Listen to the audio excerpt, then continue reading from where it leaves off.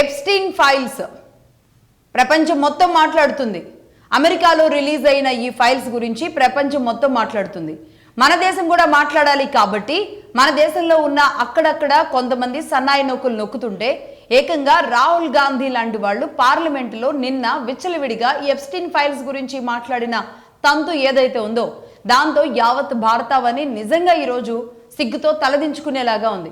ఎందుకు ఇలా అనాల్సి వస్తుంది అంటే పార్లమెంట్లో తన ఫైట్ పెంచుకోవడానికి, పార్లమెంట్లో తన ఇమేజ్ పెంచుకోవడానికి ఇన్నాళ్ళు భారతదేశంలో ఉన్న అనేక సమస్యల మీద గళం విప్పని రాహుల్ గాంధీ గారు తన యాటిట్యూడ్, తన ఆహార్యం, తన హావభావాలు, తను ప్రదర్శించిన తీరు, తాను చెప్పిన ఎంఏఏ మోడల్ ఆఫ్ కుస్తీ పోటీలు, అదేవిధంగా ఆయన చెప్పిన ఇంకా అనేక రకాలు.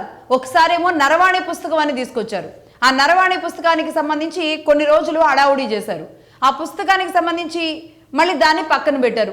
దేశ భద్రత అంతా ఆ పుస్తకంలోనే ఉంది అని చెప్పారు. టార్గెటెడ్గా మోడీ టార్గెటెడ్గా, ఎన్డీఏ టార్గెటెడ్గా దేశంలో ఉన్న అనేక సమస్యల గురించి మాట్లాడవచ్చు. కానీ దేశంలో మోడీయే సమస్య, మోడీ ఒక్కడు పక్కకు తప్పుకుంటే చాలు, మోడీ లేకపోతే చాలు అంటూ రాహుల్ గాంధీ మాట్లాడిన, రాహుల్ గాంధీ చేసిన దాడి ఏదైతే ఉందో అది యావత్ భారతదేశం చూసింది.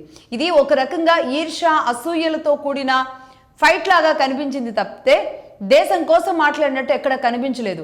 దేశ భద్రత విషయంలో, దేశ గౌరవాన్ని కాపాడుకునే విషయంలో, దేశ ప్రధానిని కాపాడుకునే విషయంలో, దేశాన్ని కాపాడుకునే విషయంలో ప్రతిపక్షంలో ఉన్న పెద్దవాళ్ళు ఎవరైతే ఉన్నారో వాళ్ళు సంయమనంగా ఉండాలి.